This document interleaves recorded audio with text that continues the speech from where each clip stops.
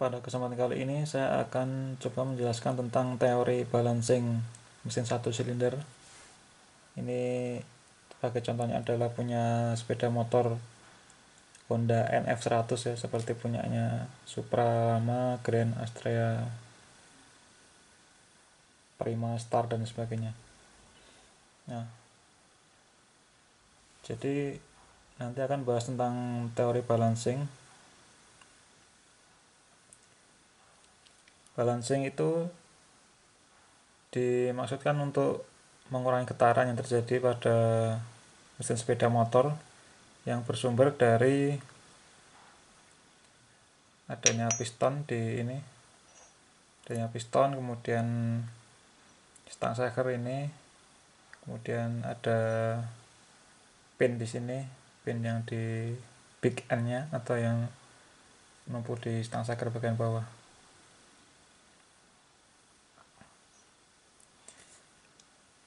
Nah, dalam sepeda motor mesin satu silinder itu cara balancingnya adalah dengan memakai ini bobot. Jadi ini kalau ini dibongkar ya, komponennya adalah terdiri dari ini, ada ini yang ke kopling, ini yang ke magnet. Jadi kalau dibongkar ya, ada ini.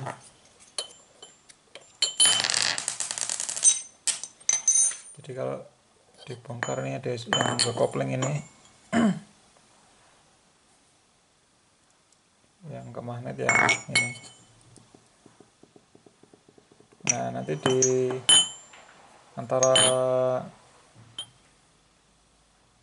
kruk as yang kanan dan kiri itu dihubungkan dengan ini ya, big end-nya nanti masuk ke stang shaker ini.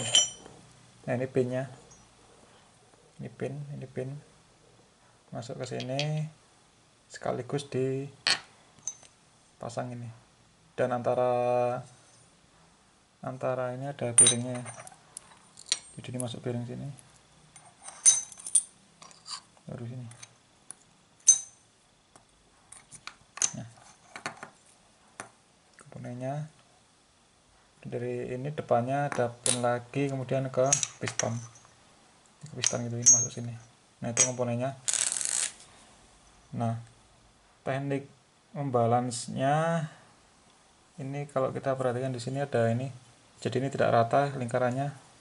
Dan ini ada tambahan bobot ya, tambahan massa ini bandul kruk as atau orang menyebutnya daun kruk as. Nah, ini adalah metode pembalannya. Nah, nanti yang kita bahas sebenarnya apa sih yang gaya-gaya yang diterima oleh kruk as, terutama yang bearing ya, akibat gerakan piston maju mundur. Nah, itu seberapa besar yang menyebabkan tidak balance, dan nanti berapa besar ini massa ini atau berat ini yang kita perlu tambahkan untuk membalance kruk as ini.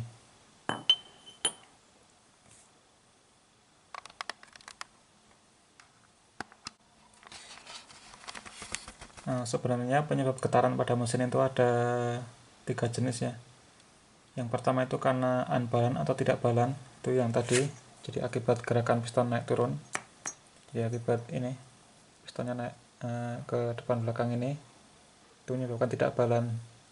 Nah, itu penyebab pertama getaran atau yang paling utama sebenarnya. Nah, tapi ada penyebab lain 2, yaitu karena tidak kelurusan yang kedua. Jadi antara ini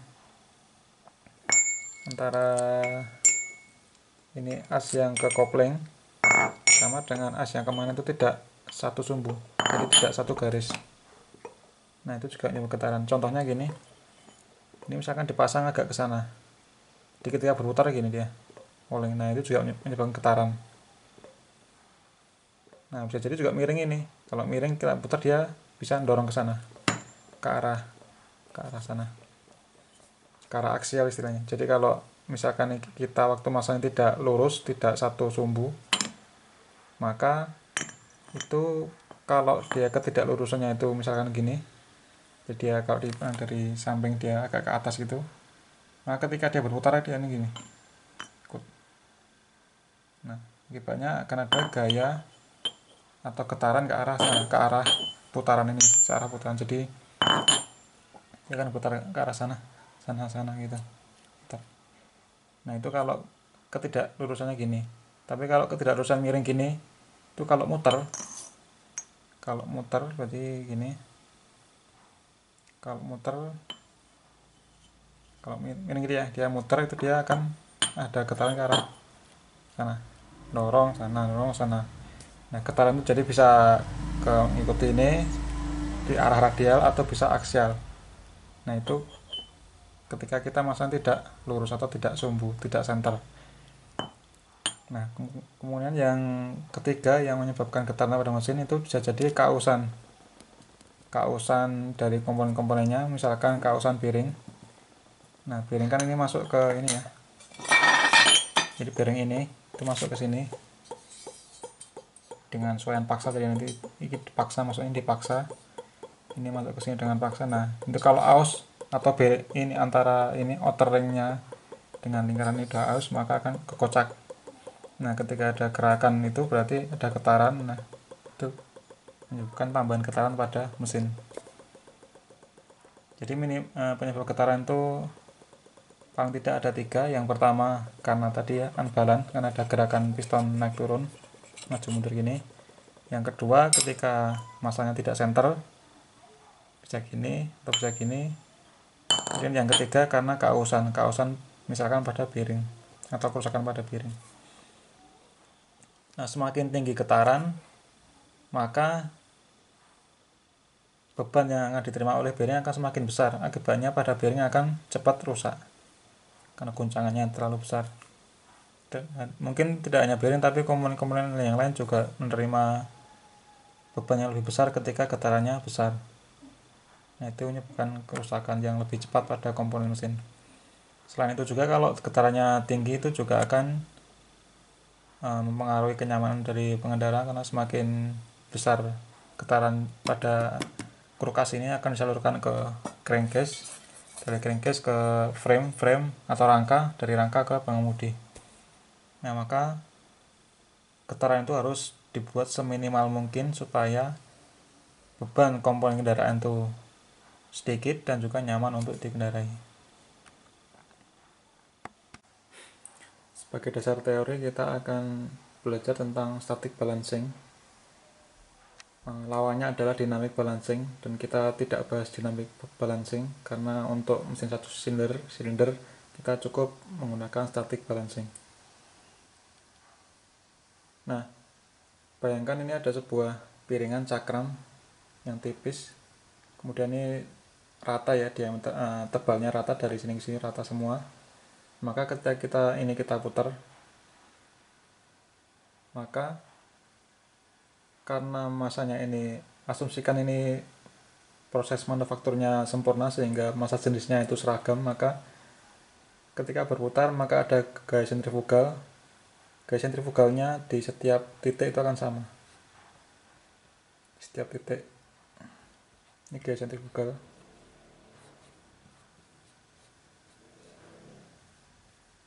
Nah, gaya sentrifugal kan selalu mengarah dari pusat lingkaran keluar. Ini dilawan oleh ini dilawan oleh ini dilawan oleh ini.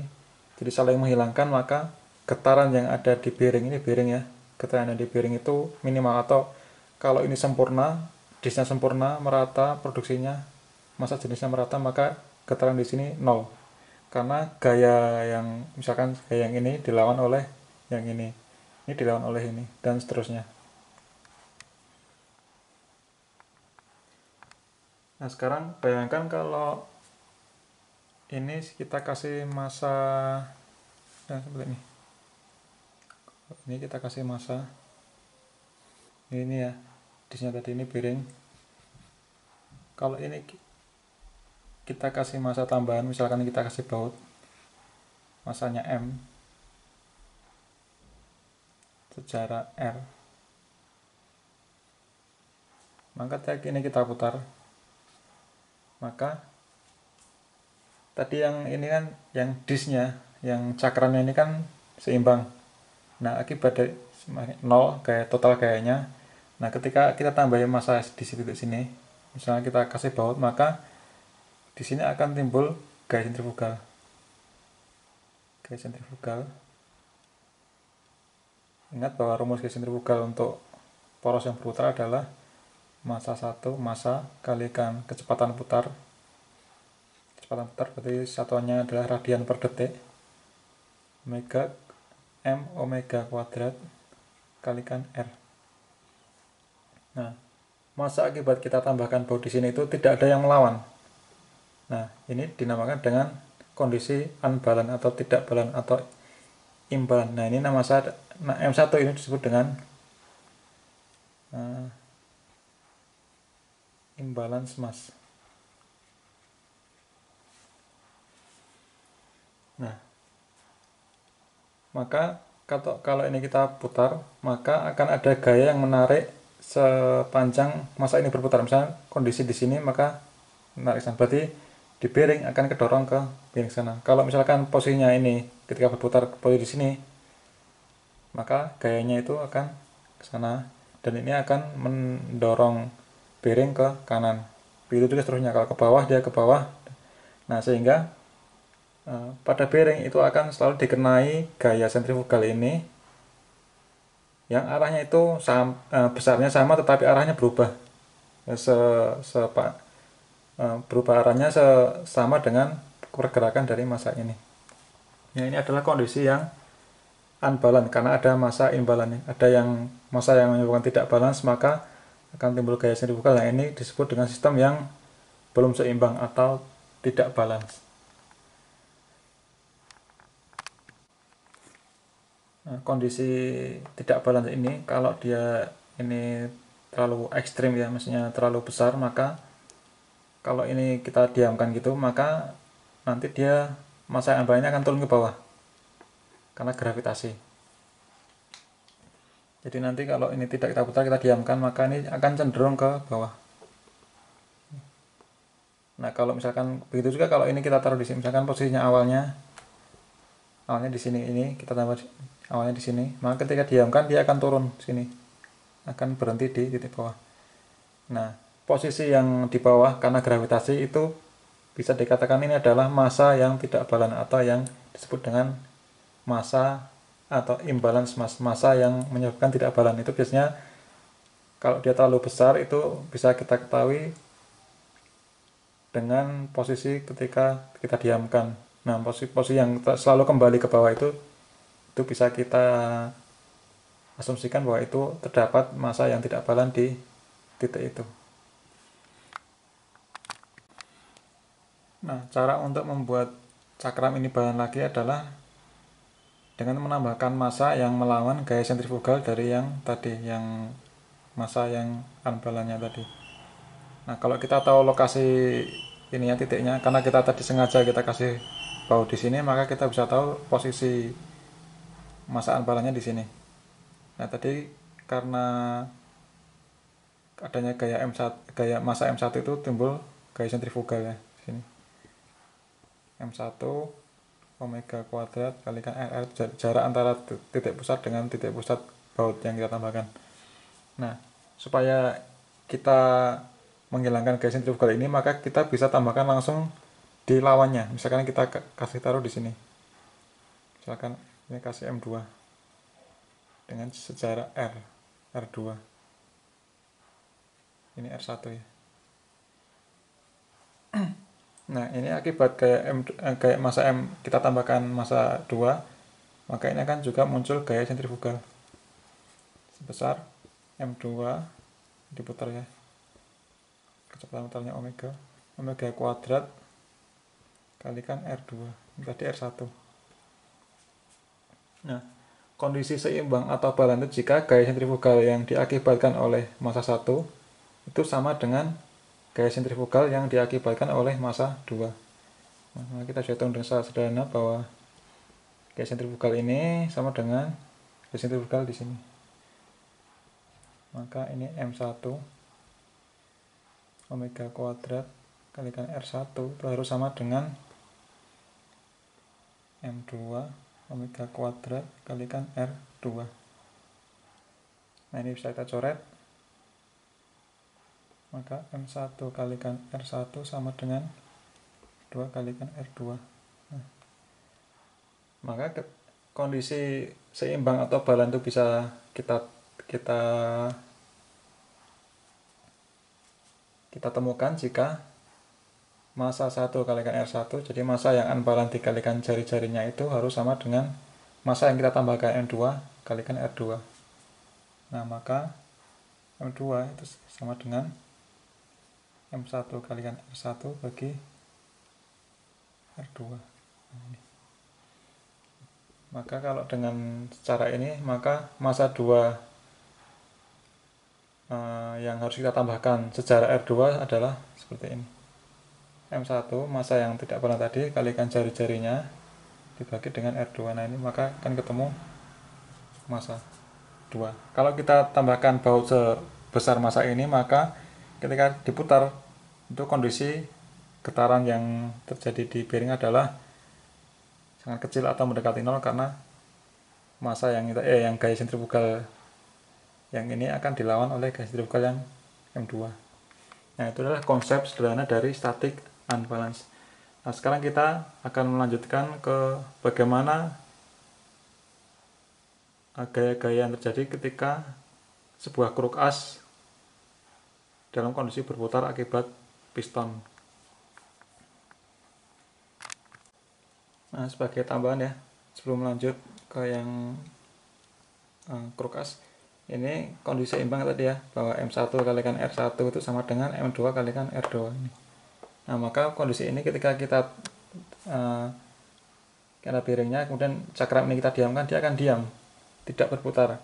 Kalau tadi kan sebelum kita pasang M2, ketika kita diamkan di sini akan berputar, di mana M1 akan selalu menuju ke bawah. Nah, kondisi seimbang ini, maka kalau posisinya ini ya dia diam, ketika lepas diam. Kalau posisinya misalkan ini di M2 di sini, M1 di sini, ya udah diam, dia tidak mutar lagi ketika kita tidak putar. Jadi sudah seimbang, kayak timbangan itu berarti dia diam ya diam segitu, terus tidak ada yang berusaha menuju ke bawah karena gravitasi, karena kondisinya sudah seimbang. Nah, itu cara ngeceknya bahwa kondisi itu sudah balance atau belum secara statik ya.